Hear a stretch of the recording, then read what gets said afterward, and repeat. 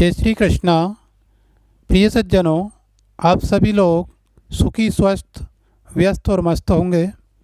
आज हम आप Ramesh Shukla NGH YouTube channel के माध्यम से बहुत ही महत्वपूर्ण विषय पर चर्चा करने जा रहे हैं।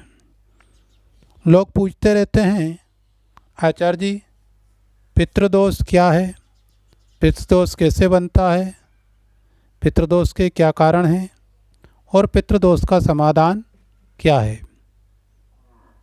आज संसार के बहुत से लोग इस समस्या से ग्रस्त हैं और उसका उचित निवारण के लिए उचित समाधान प्राप्त नहीं हो पाता है।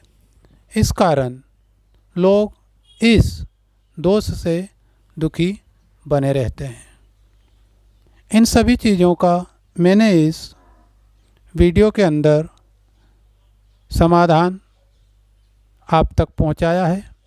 इस वीडियो को आप पूरा देखें, पूरा सुने और अपने इष्ट मित्रों तक, रिश्तेदारों तक, आपके अपने शुभचिंतकों तक इस वीडियो को पहुंचाएं,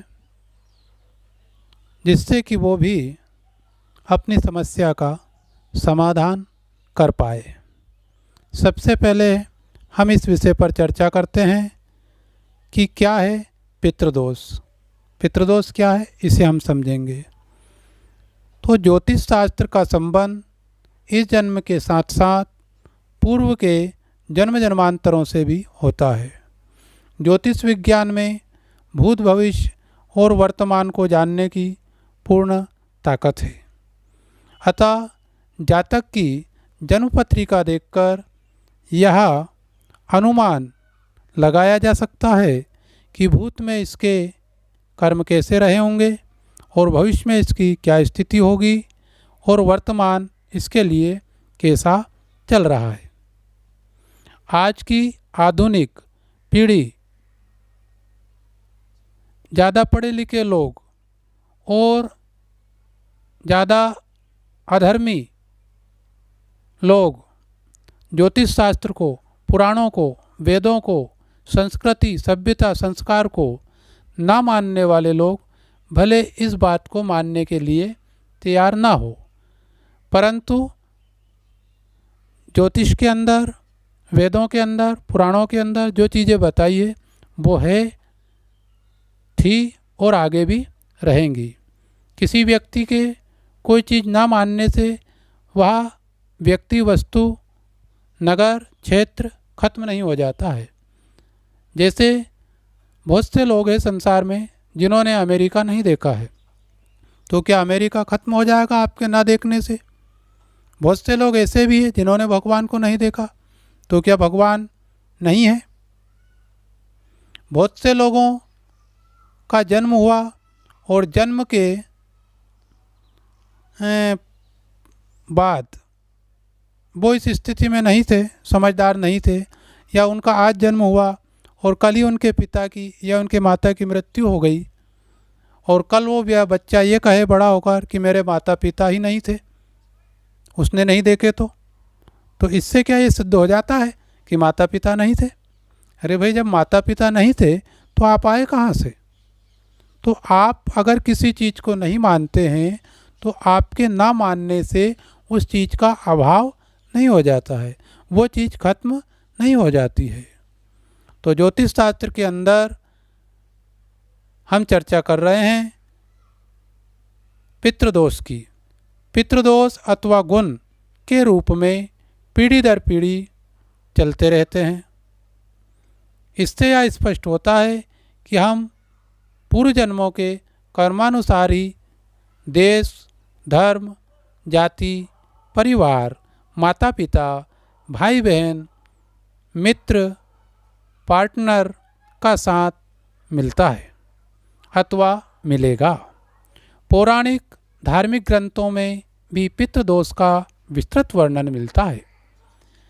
इन ग्रंथों के अनुसार हमारे पूर्वजों, पितरों की आत्मा अतृप्त या असंतुष्ट रही तो संतान की कुंडली दूषित हो जाती है तथा उसे वर्तमान जन्म में कष्टों तथा दुर्भाग्यों का सामना करना पड़ता है। उसके फलस्वरूप हमें पितृदोष के रूप में भोगना पड़ता है। जन्म कुंडली में पितृदोष का बनना ही पिछले जन्मों में हमारे पूर्वजों द्वारा किए गए कर्मों के परिणाम स्वरूप होते हैं। और क्योंकि वेदों का यह सिद्धांत है कि प्रत्येक व्यक्ति को उसके द्वारा किए गए कर्म का फल अवश्य भोगना पड़ता है। जो जैसा बोता है वैसा काटता है, जो जैसा कर्म करता है वैसा फल उसको प्राप्त होता है। शुभ कर्म का फल हमेशा शुभ होता है, अशुभ कर्म का फल हमेशा अशुभ होता है।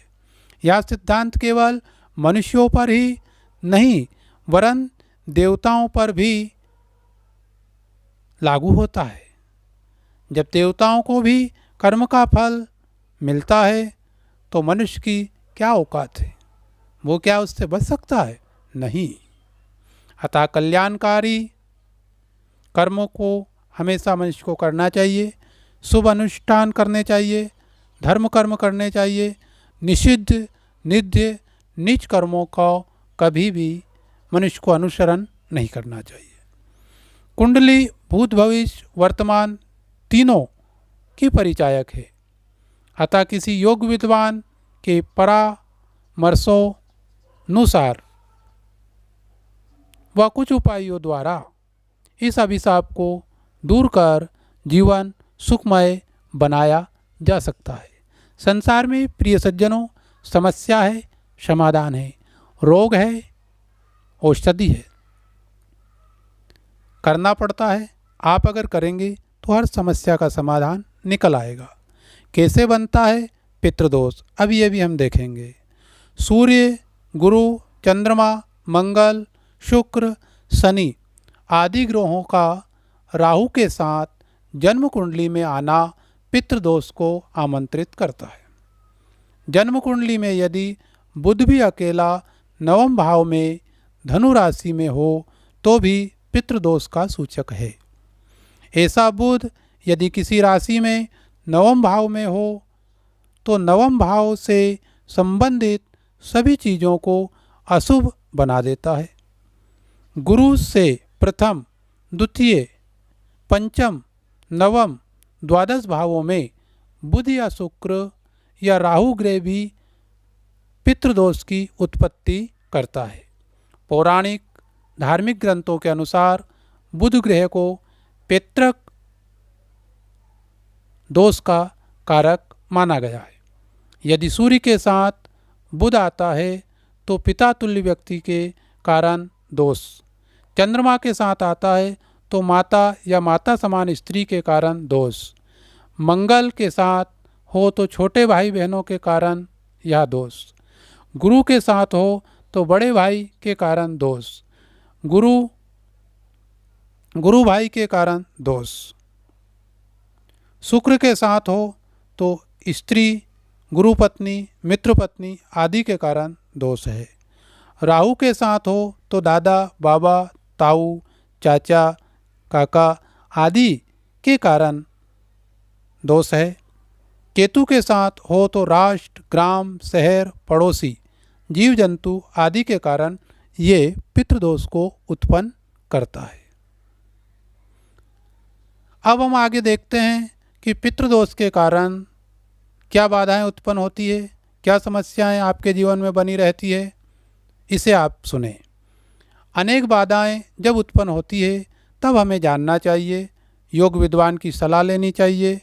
और घर में आपके अशांति हो रही है, रोग हो रहा है, आपका अधिक से अधिक पैसा हॉस्पिटल में लग रहा है, एक रोग से आप स्वस्थ हो नहीं पाते हैं, दूसरा रोग जन्म ले लेता है, या घर का एक सदस्य रोग से मुक्त होता है तो दूसरा रोगी हो जाता है। एक पीड़ा से आप छुटकारा पाते हैं, दूसरी पीड़ा जन्म ले लेती है। घर में, परिवार में चिड़चिड़ापन रहता है, परिवार में, पति पत्नी में, पुत्र पिता में, भाई बंधुओं में आपसी मतभेद बना रहता है। इन चीज़ों से ग्रसित व्यक्ति अगर है तो ये समझिए कि पितृदोष निश्चित है, उससे बाधाएं आ रही है। अब हमें क्या करना है? इस समय हमें दो चीज़ों की याद आती है, या तो किसी योग्य विद्वान की या फिर परमपिता परमात्मा की। पीड़ा से घिरे हुए प्राणी को काल अकाल बनकर घेर लेता है।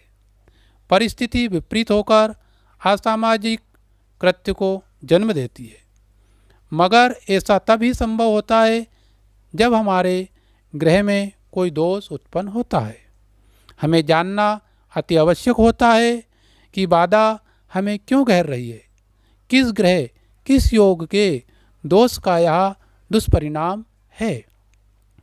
तब सभी बातें स्पष्ट होती है, और यदि कहीं वह पितृदोष है तो घर में अशांति रहेगी, बात बात पर कलह होगा, चिड़चिड़ापन होगा, कार्य में बाधाएं आएंगी, रुकावट होगी, किसी की अकाल मृत्यु होगी, पैसा आता है रुकेगा नहीं, और लक्ष्मी की कमी होगी घर में। नाना तरह के रोगों से घर परिवार के लोग पीड़ित होंगे। संतान का योग नहीं होगा, संतान घर में नहीं होगी। ऐसे महादुख का सामना पितृदोष के कारण संभव है। इसलिए शास्त्रों में वर्णित रीति से पितरों की पूजा व शांति कराए, या गया जी में जाकर श्राद्ध भी कर सकते हैं। पितृ पूजन करने से हमें हजारों अश्वमेध यज्ञ करने जैसा फल मिलता है।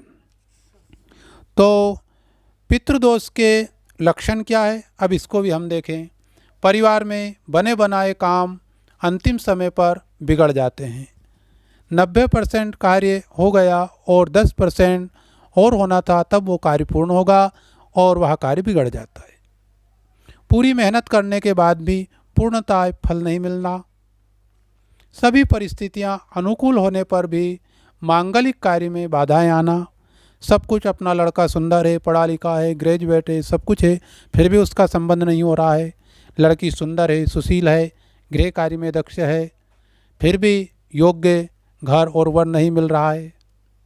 योग्य संतान होने पर भी विवाह आदि में कई तरह के विलंब होना, ये सब पितृदोष के लक्षण हैं। भरपूर आमदनी होने पर भी घर में बरकत नहीं होना। पैसा आ रहा है फिर भी पैसा घर में नहीं टिक रहा है। पिता पुत्र के विचारों में मतभेद बन रहा है। बहुत अत्यधिक खर्च हो रहा है। कोर्ट कचहरी, थाने तहसील, हॉस्पिटल आदि में हमारा पैसा व्यर्थ डूब रहा है, व्यर्थ पैसा लग रहा है। ये सारे कारण पितृदोष के लक्षण हैं। ये बात हुई पितृदोष की। कई लोगों को यह भी शंका होगी कि गुरुदेव हमारी जन्म कुंडली नहीं है, जन्म पत्रिका नहीं है, फिर हमें कैसे जानकारी होगी कि हमारे लिए पितृदोष है। तो प्रिय सज्जनों, मैंने जो दोष बताए हैं, जो लक्षण बताए हैं, वो लक्षण आपके साथ अगर घटित हो रहे हैं, आपके घर परिवार में ऐसी परिस्थितियां बन रही है, ऐसी स्थितियां आप देख रहे हैं, तो भले आपकी जन्म कुंडली नहीं है, परंतु अगर जन्म कुंडली आपकी होती तो उसमें वह पितृदोष अवश्य होता। अब आपको ये स्वीकार करना है कि मेरी जन्म कुंडली भले नहीं है, परंतु मेरे जन्म समय जो भी ग्रह योग पड़े हैं उनके अनुसार मेरी जन्म कुंडली का निर्माण हुआ है, तो मेरी जन्म कुंडली में पितृदोष अवश्य है। उसकी शांति के लिए मुझे उपाय करना है। अब इसके निवारण के लिए श्रीमद् भागवत की कथा है। 7 दिन के लिए आप श्रीमद् भागवत की कथा करें। उसके लिए कोई अधिक खर्च नहीं है। अगर आप उस कथा को संगीतमय नहीं करवाना चाहते हैं तो ज़रूरी नहीं है कि वो कथा आप संगीतमय ही करवाएं। संगीत का आज जो भागवत कथाएं होती है उसमें संगीत में कथाएं जो होती है उससे खर्च बढ़ जाता है। हम लोगों को संगीत वालों को ही इतनी दक्षिणा देनी पड़ती है कि उनकी जो दक्षिणा हम देते हैं उसमें पितृभागवत हो जाती है। तो आप पितृदोष की शांति के लिए 7 दिन के लिए श्रीमद् भागवत की कथा अपने पितरों को सुनाएं और विधि विधान से रोज़ श्राद्ध करें, पितृतर्पण करें। हम इस अनुष्ठान को करते हैं। आप हमसे संपर्क करें और आपका जैसा बजट है, आपकी जैसी व्यवस्था है, उस व्यवस्था में पितृदोष शांति के लिए आप भागवत कथा करवाएं। और इस भागवत कथा का ऐसा नहीं है, कई लोगों का मानना है कि इसे श्राद्ध पक्ष में ही करना चाहिए। श्राद्ध पक्ष में तो पितृ देवता सब लोग यहाँ आते हैं और हम लोग जो श्राद्ध में जो है दान पुण्य करते हैं, ब्राह्मणों को भोजन कराते हैं, उसे हमारे पितृ देवता देखते हैं और प्रसन्न होते हैं कि हमारी जो आगे की संतति है वो इस कर्म को कर रही है। परंतु हमारे यहाँ दो पक्ष है ज्योतिष में। एक शुक्ल पक्ष है, शुक्ल पक्ष में देवताओं का पूजन किया जाता है और पितृ पक्ष में पितरों का पूजन किया जाता है। तो 12 ही महीने, किसी भी महीने में कभी भी कृष्ण पक्ष में आप पितरों का पूजन करवा सकते हैं। पितरों के लिए श्रीमद् भागवत की कथा आप करवा सकते हैं और निश्चित 100% आपको उसका लाभ होगा। इसके हजारों उदाहरण हमारे पास है। हमने जिन जिन जनमानों के यहाँ ये पूजन पाठ किए हैं, आपको हम उनके नंबर दे सकते हैं। आप उनसे मिलकर, उनसे चर्चा कर कर बातचीत कर सकते हैं कि गुरुदेव ने आपके यहाँ जो अनुष्ठान किया था, आपको उससे कितना लाभ हुआ। और मैं श्रद्धा और भक्ति और विश्वास के साथ इस बात को कहता हूँ कि आप इस कर्म को करवाइए, करिए, निश्चित ही आपको 100% लाभ होगा। और खर्च से आप मत डरिए।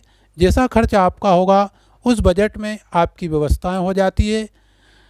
धन दौलत तो लोगों के पास बहुत है, परंतु इसको करने के लिए आपको समय निकालना पड़ेगा और आप अपनी श्रद्धा भक्ति से ये पितृ पूजन करवाइए। इसमें और भी विकल्प है, उनको भी हम कर जो है पितृदोष की शांति का विधान करते हैं, जिससे आपको 100% लाभ होता है। आप डिस्क्रिप्शन में मेरे नंबर दिए हैं। मेरा जो यूट्यूब पे चैनल है उसमें मेरे नंबर है। आप सीधे मेरे से जुड़कर मेरे से बात कर सकते हैं और आपकी समस्या का समाधान करने के लिए हम तत्पर आपके समक्ष, आपकी सेवा में प्रस्तुत है। जय श्री राधे, जय श्री कृष्णा।